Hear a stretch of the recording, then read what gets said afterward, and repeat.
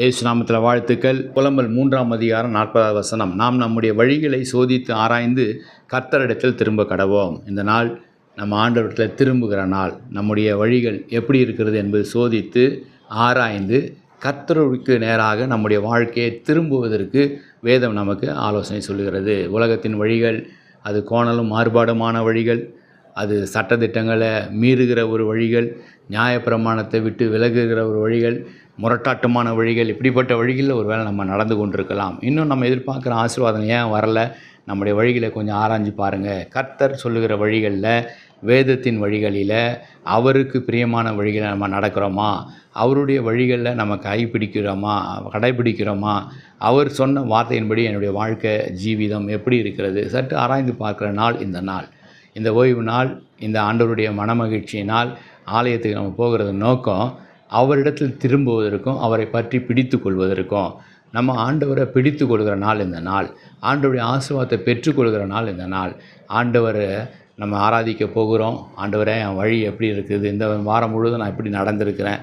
இந்த வாழ்க்கையில் இந்த நாள் வரை என்னுடைய வாழ்க்கை எப்படி இருக்குது? சற்று ஆராய்ந்து பார்த்து, வேதனை உண்டாக்கும் வழிகள் இடத்துல உண்டோ என்று பாருங்கள் ஆண்டவரே என்று சங்கீதக்காரன் தன்னை அர்ப்பணிக்கிறான். அந்த பாவத்தெல்லாம் எடுத்துருங்க ஆண்டவரே, என் வாழ்க்கையில் அநியாயம் இருந்தால் அதை எடுத்துருங்க, அதை மன்னிச்சிருங்க, அதை மறந்துடுங்க. இன்றைக்கி நம்ம அதை தான் நம்ம ஆண்டவரத்தில் கேட்க போகிறோம். இந்த வாழ்க்கையில், இந்த வாரத்தில் எங்களை ஆசீர்வதிங்க ஆண்டவரே, எங்களை வழி நடத்துங்க ஆண்டவரே, என்னுடைய வாழ்க்கையை மாற்றுங்க ஆண்டவரே, என்னுடைய வழிகளை உம்மிடத்தில் ஒப்பு கொடுக்குறேன். நம்முடைய வழிகளை கர்த்தருக்கு ஒப்புவிக்கும் பொழுது அவர் நம்மை நிச்சயமாகவே ஆசீர்வதிப்பார். இந்த நாள் அப்படிப்பட்ட நாளாய் மாறட்டும். நம்ம வழிகளை சோதித்து கர்த்தரிடத்தில் நம்ம திரும்புவோம். உலகத்தை நோக்கியே ஓடிக்கொண்டிருந்திருக்கலாம். இன்றைக்கு கர்த்தாவே, உம்மை நோக்கி நான் ஓடி வருகிறேன்னு சொல்லுங்கள். உம்மை நான் தேடுகிறேன்னு சொல்லுங்கள். உம்மை நாடுகிறேன் என்று சொல்லுங்கள்.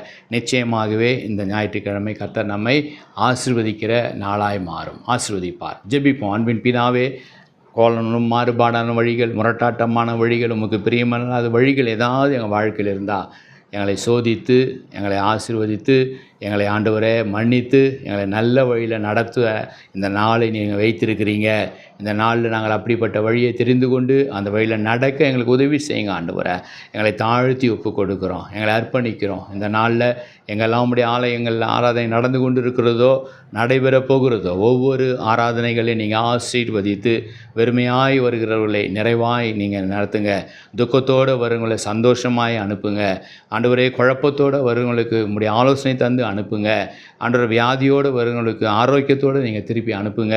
உம்முடைய வழிகள் அது ஆசீர்வாதத்தின் வழி, அது நன்மையின் வழி, அது வெற்றியின் வழி. அந்த வழியில் நடக்க எங்களுக்கு உதவி செய்யுங்க. இயேசு மூலமாக நல்ல பிதாவே, ஆமேன். God bless you.